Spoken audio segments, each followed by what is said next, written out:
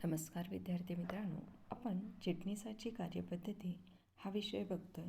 मी घोलप जे लोकनेते व्यंकटराव हिरे महाविद्यालय पंचवटी नाशिक.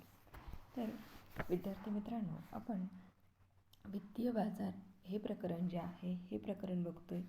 या प्रकरणामध्ये प्रामुख्याने आपण वित्तीय बाजाराचा अर्थ, कार्य आणि प्रकार बघितले. त्यानंतर सविस्तरपणे प्रत्येक घटक जो आहे तो घटक आपण सविस्तरपणे बघितलेला आहे.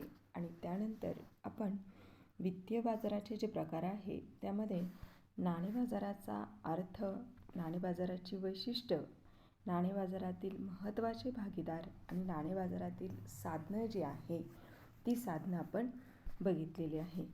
आज आपल्याला भांडवल बाजार जो आहे त्या भांडवल बाजाराचा अर्थ जो आहे तो अर्थ आपल्याला बघायचा आहे. त्याचप्रमाणे भांडवल बाजाराची वैशिष्ट्य, भांडवल बाजाराची साधनं जी आहे ती, भांडवल बाजारातील साधनं, भांडवल बाजाराचे प्रकार जे आहे ते प्रकार आजच्या तासाला आपल्याला प्रामुख्याने बघायचे आहे. तर सर्वप्रथम आपण भांडवल बाजाराचा अर्थ बघूया. तर ज्या ठिकाणी व्यावसायिक संस्थांना आवश्यक असणाऱ्या दीर्घ मुदतीचे भांडवल घेतले किंवा दिले जाते त्या बाजाराला भांडवल बाजार असं म्हणतात. तर नाणे बाजाराचा ज्यावेळेस विचार केला गेला तर अल्प मुदतीचे भांडवल जिथे उपलब्ध करून दिले जाते त्याला नाणे बाजार म्हणतात. आणि नाणे बाजारातील कालावधी जो आहे तो अल्प मुदतीचा आहे. तर भांडवल बाजार जो आहे या भांडवल बाजाराचा कालावधी जो आहे तो कालावधी दीर्घ मुदतीचा असतो. दीर्घ मुदतीसाठी भांडवल जे आहे ती भांडवल उपलब्ध करून दिले जातं. म्हणजे विचार जर केला गेला तर भांडवल बाजारातील वित्तीय मालमत्तेला दीर्घ आणि अनिश्चित स्वरूपाची मुदत जी आहे ती मुदत असते. तर देशाच्या आर्थिक व्यवस्थेमध्ये भांडवल बाजार जो आहे हा भांडवल बाजार एक महत्त्वाचा घटक असतो आणि तो संसाधने गतिशील करण्यासाठी मदत करतो. संसाधने जी आहे तर ती संसाधने म्हणजे तिथे पैसा जो आहे तो पैसा गतिशील ठेवण्याचं कामकाज जो आहे तो कामकाज तिथे भांडवल बाजार जो आहे तो भांडवल बाजार करत असतो. आता सेबीनुसार भांडवल बाजार दीर्घ मुदतीची कर्ज आणि समहक्क भागांसाठीचा बाजार आहे. म्हणजे दीर्घ मुदतीचे कर्ज उपलब्ध करून दिले जातात. समहक्क भाग जे आहे ते समहक्क भागांचा तिथे विचार केला जातो. आपण समहक्क भागांचा विचार जो आहे तो विचार केला आहे की समहक्क भाग जे आहे हे समहक्क भाग मालकीचं भांडवल असतं आणि ते कंपनीमध्ये कायमस्वरूपी जे आहे ते कायमस्वरूपी असल्याचं आपल्या लक्षात येईल. आता यामध्ये खाजगीरित्या कर्जरोखे आणि समहक्क भाग विक्री आणि संघटित बाजार या बाजाराचाही समावेश जो आहे तो समावेश भांडवल बाजारामध्ये होत असतो. भांडवल बाजाराचं सगळ्यात महत्त्वाचं कामकाज जे आहे ते म्हणजे गुंतवणूकदार आणि कंपन्यांचे व्यवहार जे आहे ते व्यवहार सुलभ करण्याचं कामकाज जे आहे हे कामकाज भांडवल बाजाराचं असल्याचं आपल्याला दिसून येतं. आता आपल्याला महत्त्वाचं बघायचं आहे ते म्हणजे भांडवल बाजाराची वैशिष्ट्य. भांडवल बाजाराची वैशिष्ट्य आपण 8 वैशिष्ट्य त्यामध्ये बघतोय. गुंतवणूकदार आणि कर्जदार यांच्यातील दुवा, मध्यम आणि दीर्घ मुदतीची गुंतवणूक, मध्यस्थांची उपस्थिती, भांडवल निर्मितीला प्रोत्साहन देणे, सरकारी नियम आणि धोरण याद्वारे नियमन केले जाते, विक्रीयोग्य आणि विक्रीयोग्य नसलेल्या प्रतिभूतींचा बाजार, विविध गुंतवणूकदार आणि जोखीम. आता यातला एक एक मुद्दा जो आहे तो मुद्दा आपण विचारात घेऊया.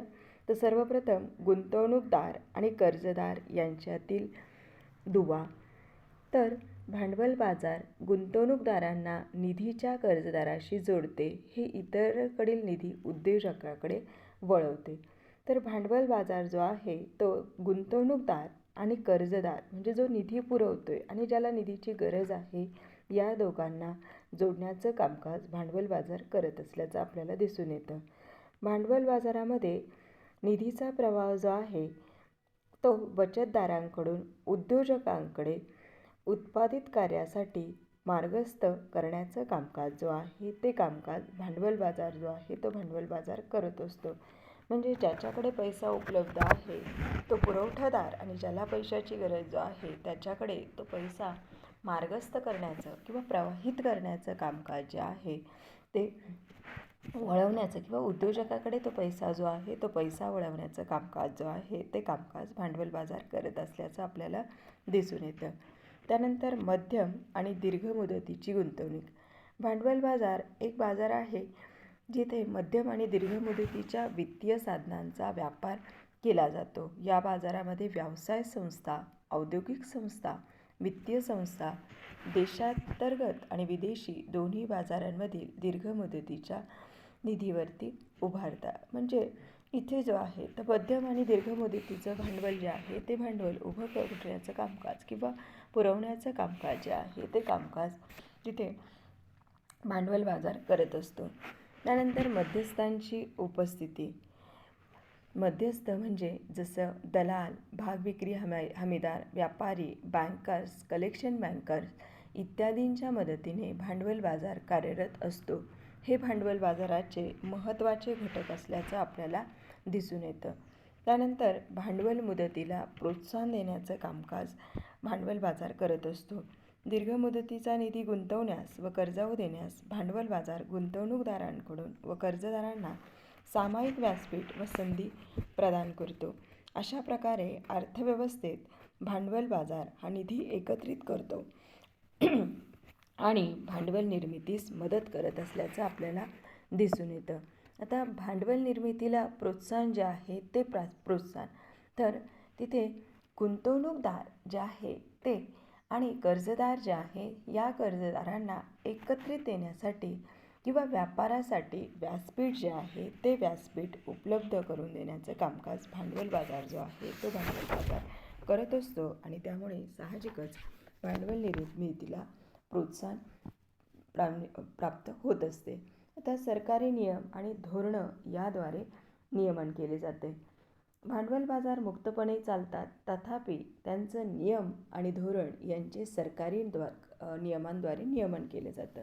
आता भांडवल बाजार जरी मुक्तपणे म्हणजे त्याच्यावरती कोणत्याही बंधन नसल्याप्रमाणे तो त्याचं कामकाज जे आहे ते कामकाज चालू असलं तरी त्याचं नियमन जे आहे म्हणजे कामकाज जो आहे किंवा तो कार्यरत जरी मुक्तपणे असला तरी त्याचं नियमन जे आहे ते नियमन देखरेख नियंत्रण जे आहे ते नियम सरकारी नियम व धोरणं याद्वारे केली जात असते.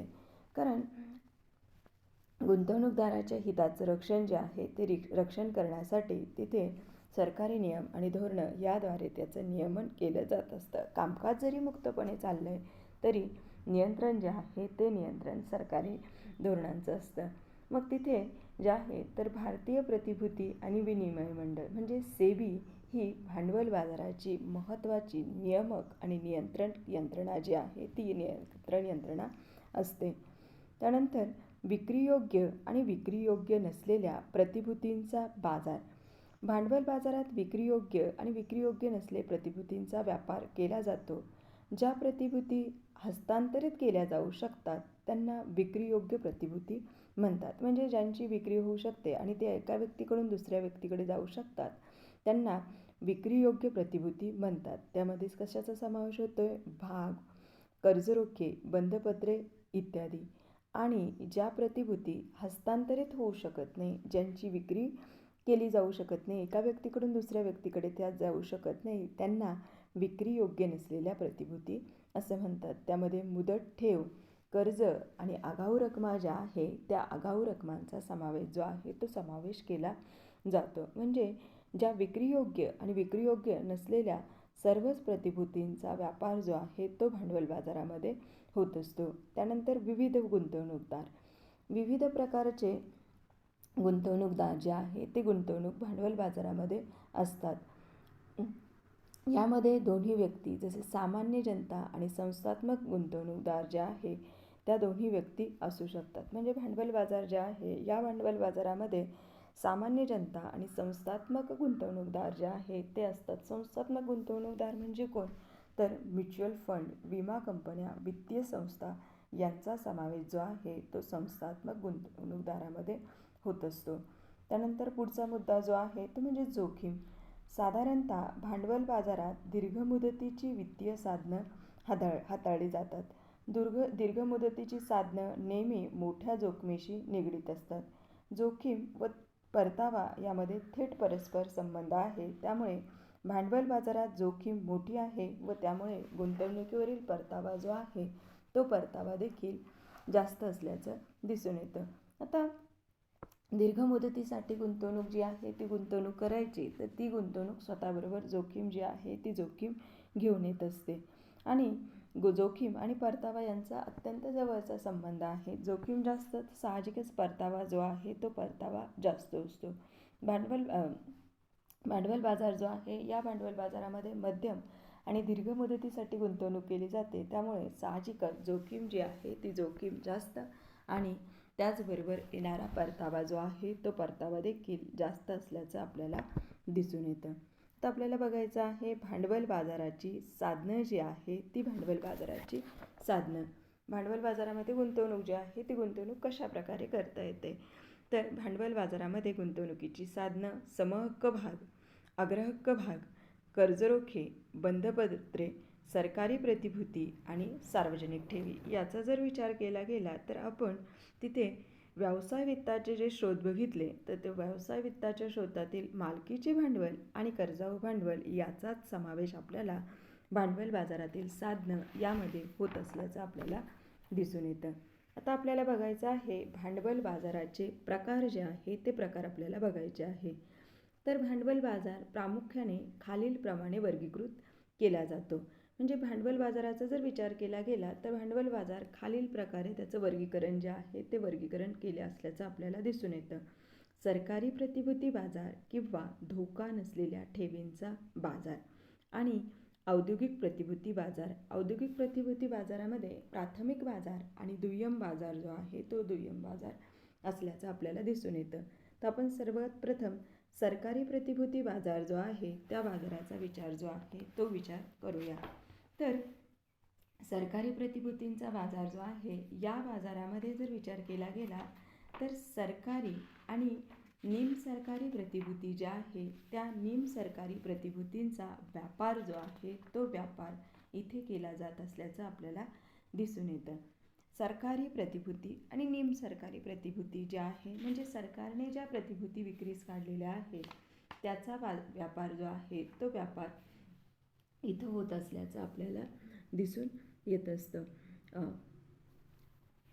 तसेच हा जो बाजार आहे याला धोका नसलेल्या ठेवींचा बाजार जो आहे तो बाजार देखील म्हटलं जातं. त्यानंतर औद्योगिक प्रतिभूतींचा बाजार.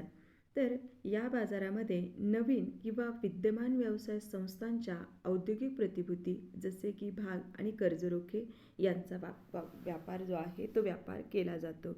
या बाजाराची विभागणी जी आहे ती विभागणी पुढील प्रमाणे. आता औद्योगिक सरकारी प्रतिभूतीमध्ये कसलं सरकारच्या किंवा सरकारशी संबंधित सरकारची गुंतवणूक जी आहे त्या प्रतिभूतींचा बाजार तिथे होतो आणि इथे याला धोका नसलेल्या ठेवींचा बाजार म्हणतात. धोका नसलेल्या ठेवींचा बाजार का म्हटलं जात असेल तर तिथे सरकार जे आहे ती सरकारच्या याच्यात गुंतवणूक केलेली असते आणि त्याची परतफेड करण्याची हमी सरकारकडून दिलेली असते. त्यामुळे त्याला धोका नसलेल्या ठेवींचा बाजार म्हणतात. परंतु औद्योगिक प्रतिभूती बाजार जो आहे तर याच्यामध्ये ज्या नव्याने कंपन्या सुरू होतात किंवा ज्या अगोदर कंपन्या स्थापन झालेल्या आहे त्या त्या व्यवसाय संस्था ज्या आहेत तर त्या व्यवसाय संस्थांच्या औद्योगिक प्रतिभूती मग त्यामध्ये कशाचा समावेश होतो आहे भाग कर्जरोखे यांचा व्यापार जो आहे तो व्यापार केला जातो. आणि या बाजाराची विभागणी जी आहे ती विभागणी दोन प्रकारे केली जाते. एक प्राथमिक बाजार आणि दुसरा दुय्यम बाजार. प्राथमिक बाजार जो आहे तर या बाजारामध्ये नवीन भाग आणि कर्जरोख्यांची विक्री केली जाते आणि दुय्यम बाजार जो आहे या दुय्यम बाजारामध्ये पूर्वी विकले गेलेले जे भाग आणि कर्जरोखे यांची भाग बाजारामार्फत विक्री किंवा त्यांचा व्यापार जो आहे तो व्यापार होतोय. मग इथे प्राथमिक बाजार लक्षात ठेवताना काय लक्षात घ्यायचं की नव्याने जी कंपनी सुरू झालेली आहे त्या कंपनीच्या भागांची आणि कर्जरोख्यांची विक्री आणि दुय्यम बाजार जो आहे या दुय्यम बाजारामध्ये अगोदरच त्या कंपनीच्या भागांची किंवा प्रतिभूतींची खरेदी झालेली आहे आणि आत्ता पुन्हा त्याची खरेदी विक्री जी आहे ती खरेदी विक्री होत आहे. असा बाजार जो आहे तो दुय्यम बाजार, आणि या दुय्यम बाजारालाच भाग बाजार असं म्हटलं जात असतं. दुय्यम बाजारालाच काय म्हटलं जातं आहे? भाग बाजार असं म्हटलं जात असतं. आता प्राथमिक बाजार जो आहे तर प्राथमिक बाजारात कंपनी भाग, कर्जरोखे इत्यादी प्रतिभूतींची विक्री करून नवीन भांडवल उभारणी करत असते. हा पूर्णतः नवीन प्रतिभूतींचा बाजार जो आहे तो बाजार आहे, आणि ज्या ठिकाणी प्रतिभूतींची विक्री प्रथम गुंतवणूकदारांना केली जाते, म्हणूनच याला नवीन प्रतिभूतींचा बाजार असं म्हटलं जातं. ज्यावेळेस कंपनी नव्याने सुरू होते आणि त्यावेळेस कंपनीच्या प्रतिभूतींची विक्री केली जाते, तर त्याला नवीन प्रतिभूतींचा बाजार जो आहे तो बाजार असं म्हटलं जातं. कंपन्या, सरकार, संस्था इत्यादींना भांडवल उपलब्ध करून देणं हे प्राथमिक बाजाराचं प्रमुख कार्य आहे. या ठिकाणी गुंतवणूकदार त्यांच्याकडील अतिरिक्त निधी फायदेशीर कंपन्यांमध्ये गुंतवणूक कंपन्या सुलभतेने भांडवल उभारणी करत असतात.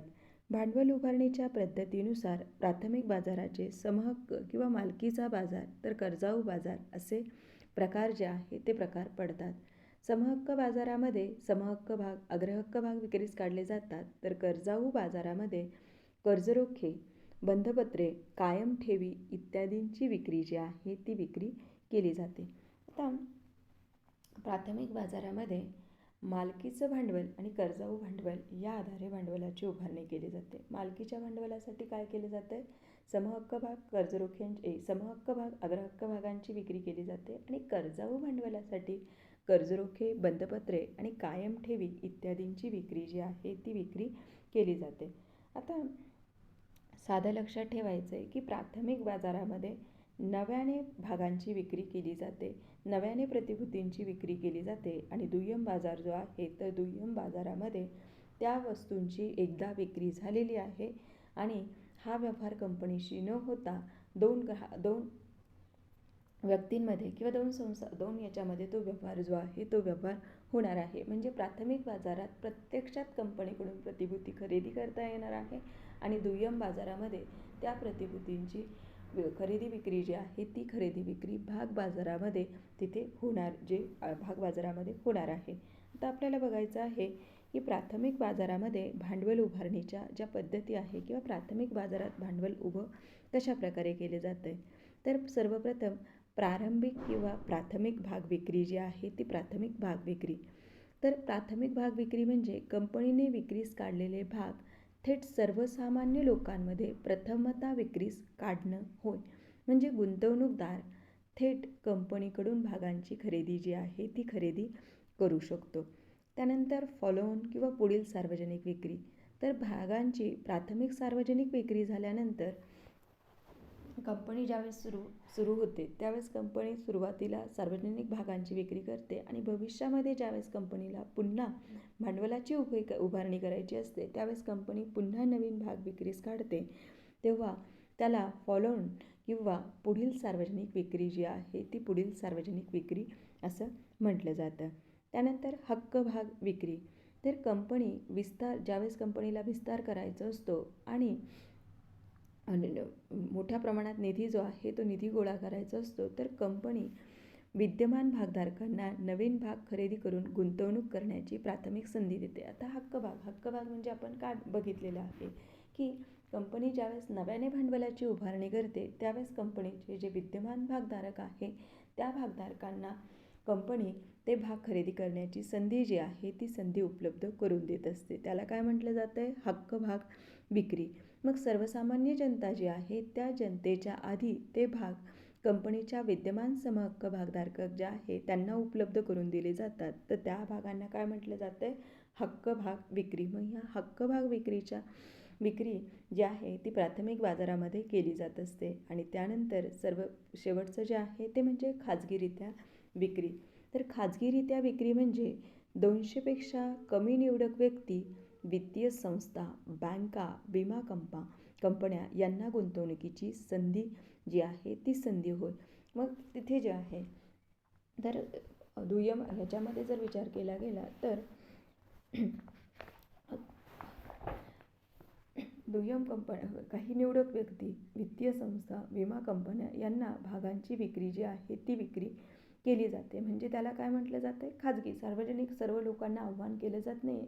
काहीतरी विशिष्ट व्यक्तींना त्यांनी काय संख्या सांगितलेली आहे? 200पेक्षा कमी व्यक्ती ज्या आहे त्या व्यक्तींना भागांची विक्री केली जाते. त्याला काय म्हटलं जातं आहे? खाजगीरित्या विक्री.